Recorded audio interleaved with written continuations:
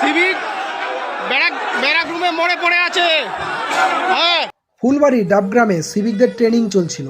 সেখানে এক সিভিক ভাইয়ের মর্মান্তিকর মৃত্যু ঘটে। তবে তার মৃত্যু ঘটেছিল মানসিক চাপে। 10-12 হাজার টাকার স্যালারি, এতে সে সংসার চালাবে না বাচ্চা কাচ্চার স্কুল খরচা, না বৃদ্ধ বাবা মার ওষুধের খরচা চালাবে। এত চাপ না নিতে পেরে অনিচ্ছা থাকতেও ভগবানের ডাকে সাড়া দিতে বাধ্য হয়েছে। তবু তার বাঁচার একটা চান্স ছিল, কিন্তু সরকার তাদেরকে গরু ছাগলের থেকে অধম বলে মনে করেছিল। তাদের জন্য কোনো কিছুরই ব্যবস্থা ঠিকমতো ছিল না। চেক করার মতো কোনো ব্যবস্থা নাই।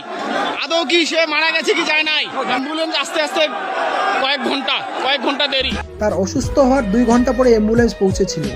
সঙ্গে সঙ্গে যদি অ্যাম্বুলেন্স পৌঁছাতো বা সঠিক চিকিৎসা পেত, তাহলে হয়তো সিভিক ভাইটি বেঁচে যেত। মারা গিয়েছে একদিকে ঠিকই হয়েছে, নইলে তো ওই যে আবার গরু ছাগলের জীবন নিয়ে বেঁচে থাকতে হতো। তার মৃত্যুতে কারো ভালো হোক আর না হোক, সরকারে কিন্তু ভালো হয়েছে, একজন সিভিকের টাকা বেঁচে গিয়েছে। হ্যাঁ, আজকে বৃদ্ধ বাবা মা বাড়িতে 10 মাসের বাচ্চা রেখে আসছি আমি। আমাদের খুব অবস্থা খারাপ। আচ্ছা দিদি, আপনি তো এসআইআর রুখতে ঘরের শাড়ি পরে দিল্লি পৌঁছে গিয়েছিলেন, কালো কোট পরে নিয়েছিলেন।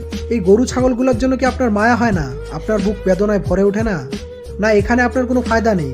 এরা গরু ছাগলের মতো রাস্তাঘাটে পড়ে মারা যাক, তাতে আপনার কি যায় আসে? অনেকে বলে আপনি নাকি রাজ্যের বিধাতা।